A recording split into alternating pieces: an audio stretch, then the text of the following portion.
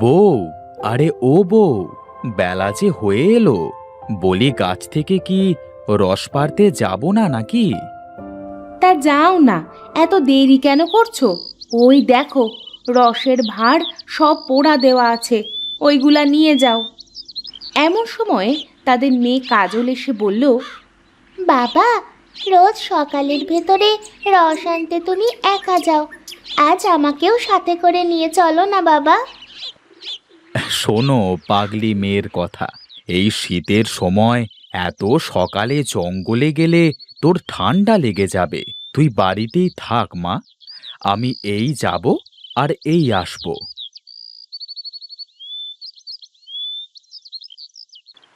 নন্দা ভাঁড়গুলো নিয়ে রস আনতে জঙ্গলের উদ্দেশ্যে রওনা দিল।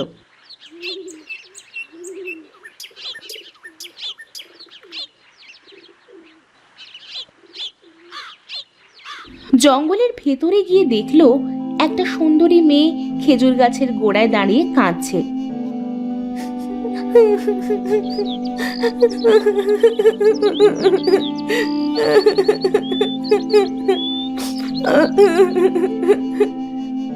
এই মেয়ে, কে তুমি? এত সকালে জঙ্গলে কি করছো? আমি রূপা, এই জঙ্গলে কাল এসেছিলাম জ্বালানি কুড়াতে, কিন্তু পথটাই যে খুঁজে পাচ্ছি না, আর আমার বাড়িটা যে কোথায় সেটাও মনে করতে পারছি না। সে কি কথা গো, তাহলে তুমি এখন কোথায় যাবে? কিছু মনে না করলে আমাদের বাড়িতে যেতে পারো।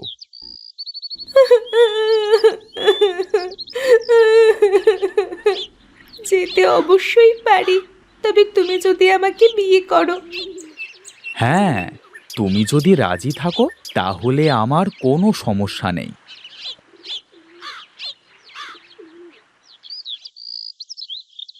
চলো তাহলে আজ আমরা বাড়ি ফিরি।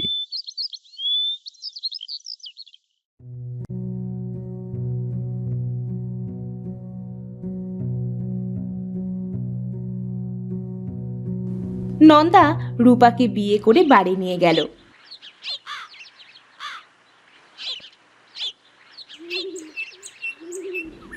এটা কে? শোনো বউ, মেয়েটা বিপদে পড়েছিল, তাই তাকে বিয়ে করে আমার বাড়িতে এনেছি।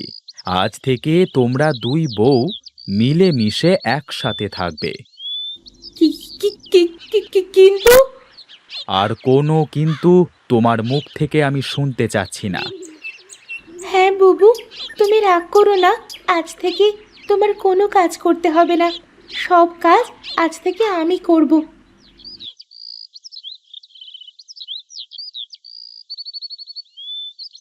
ওগো শুনছো, রসগুলো হাঁড়িতে ঢেলে দাও, আমি জ্বালিয়ে দিচ্ছি। নন্দার ব্যবহারে বড় বউ খুব কষ্ট পেল। সে কিছু না বলে ভাঁড়ের রসগুলো হাঁড়িতে ঢেলে দিল। ছোট বউ জ্বালাতে লাগলো। পরের দিন নন্দা যখন রস নিয়ে বাড়ি ফিরল,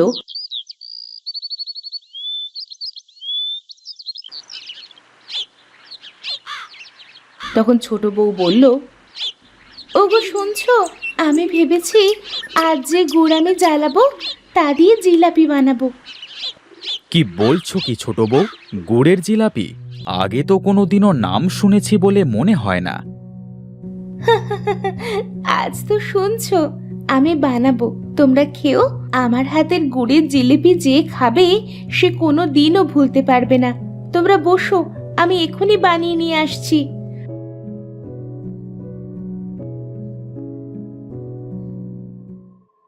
ছোট বউ রস জ্বালিয়ে সেই গুড় দিয়ে জিলাপি তৈরি করে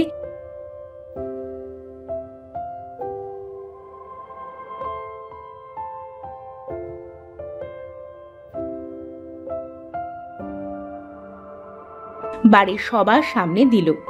নন্দা সেখান থেকে এক টুকরো জিলাপি মুখে দিয়ে বলল,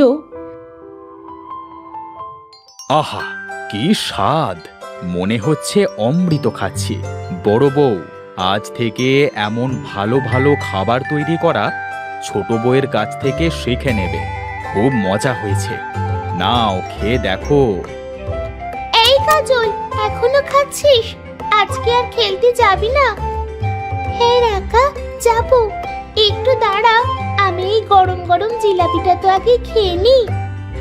কাজল, ও তো ছোট তোমার মতো, ওকেও ডেকে তোমার সাথে জিলিপি খেতে দাও।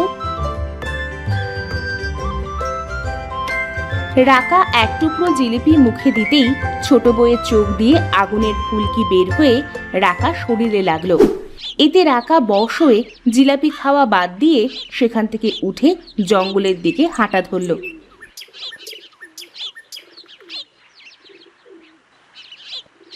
এই রাকা, তোর আবার কি হলো? ওইদিকে তো জঙ্গল, ওইদিকে কি করতে যাচ্ছিস? এই রাকা! আহা, ও যাচ্ছে তো ওকে যেতে দাও, হয়তোবা কোনো কাজের কথা মনে পড়ে গেছে। ছোট বউ, আমি তো ভাবছিলাম অন্য কিছু।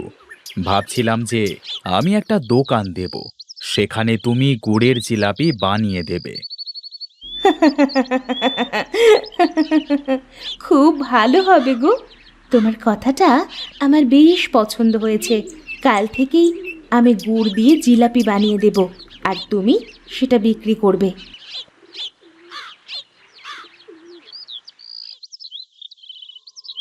পরের দিন থেকে নন্দা ও তার ছোট বউ মিলে জিলাপি বানিয়ে তা বিক্রি করা শুরু করলো।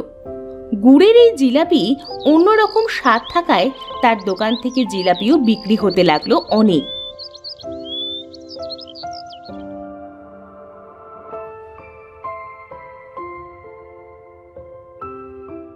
আহা, ভাই, আমার মেয়েটা তো বিকালেও ছিল।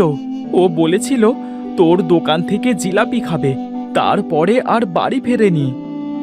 কি বলছিস কি? ভালো করে চারিদিকে খুঁজে দেখ, আর তোমরা সবাই গ্রামের মেয়েদের খুব সাবধানে দেখে রেখো।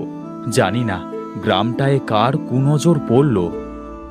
না না, আমাকে একটু সাবধান হতে হবে। গ্রামের মানুষ যেভাবে উঠে পড়ে লেগেছে, আমি যে কোনো সময় ধরা পড়তে পারি। আর তো একটা মেয়ে হলেই হয়ে যায়, এত তাড়াহুড়ো করা আমার ঠিক হবে না। এভাবে বেশ কিছুদিন হয়ে গেল। রূপা যখন আরেকটা কুমারী মেয়ে জোগাড় করতে পারছিল না, তখন সে বেশ চিন্তায় পড়ে গেল। না না না, আর মাত্র একদিন বাকি। এই একদিনের ভেতর একটা মেয়ে আমার চাই চাই। পেয়েছি। আমি কাজলকে বশ করব কাল জিলিপি দিয়ে, তাছাড়া আর কোনো পথ যে খোলা নেই।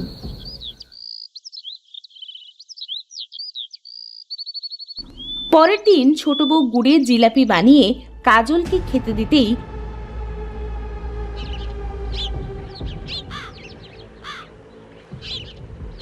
সে চুপচাপ জঙ্গলের দিকে হাঁটতে লাগলো।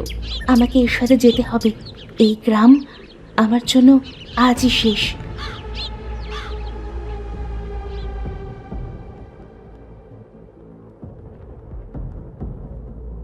এদিকে ছোট বউয়ের বশ করা বড় বউ ও নন্দা সবই ঘরের ভেতর থেকে খেয়াল করলো। ওগো, আমি কি দেখলাম? তাড়াতাড়ি ওর পিছু নাও, ও যে আমার মেয়েকে নিয়ে চলে যাচ্ছে। হায় হায়, এটা আমার কি সর্বনাশ হলো! এতদিন এই ডাইনিটাই গ্রামের সর্বনাশ করেছে। বউ, তাড়াতাড়ি চলো।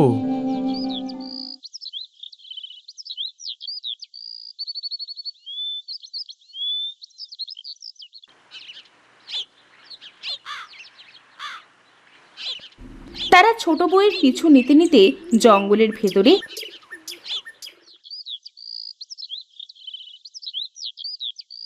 ডাইনি রাজ্যে চলে গেল।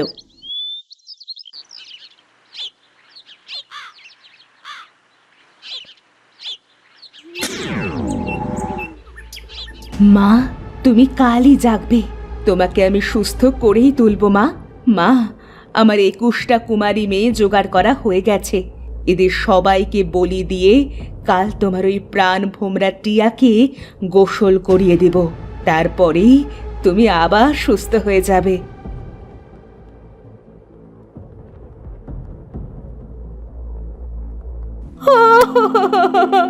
ওগো, এবার কি হবে?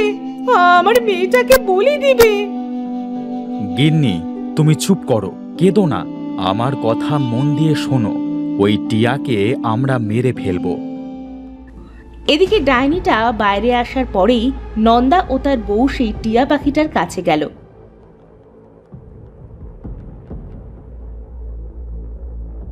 টিয়াকে খাঁচা থেকে বের করে বলল, এই টিয়া, তুই তো এই বুড়ির প্রাণ ভোমরা। এবার বল, ওই বাকি ডাইনিগুলোর প্রাণ ভোমরা কোথায় আছে? আমি সবার প্রাণ ভোমরা।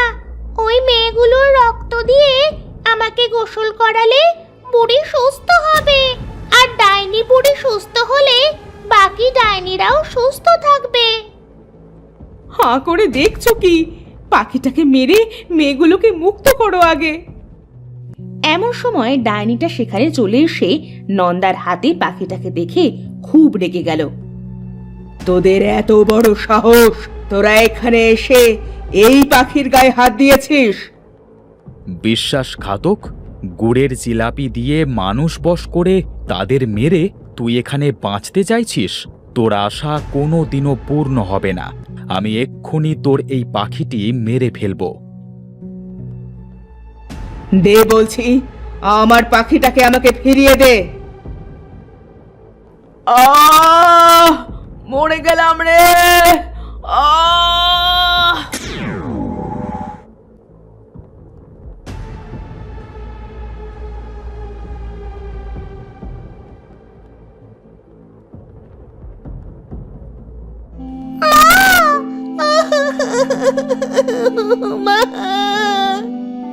কাঁদিস না রে মা, এই সব তোর বাবার জন্য হয়েছে। ছোট বউয়ের কত প্রশংসা, ছোট বউয়ের গুড়ের জিলিপির কত প্রশংসা। আমাকে ওর কাছ থেকে কাজ শিখতে বলছিল। চল মা, আমি তোকে নিয়ে অনেক দূরে চলে যাব। বউ, আমার খুব বড় ভুল হয়েছে। আমি এরকম ভুল আর কোনোদিনও করব না। আমাকে তোমরা ক্ষমা করে দাও। হ্যাঁ মা, বাবাকে ক্ষমা করে দাও। চলো আমরা আবার আগের মতো সুখে শান্তিতে বসবাস করব।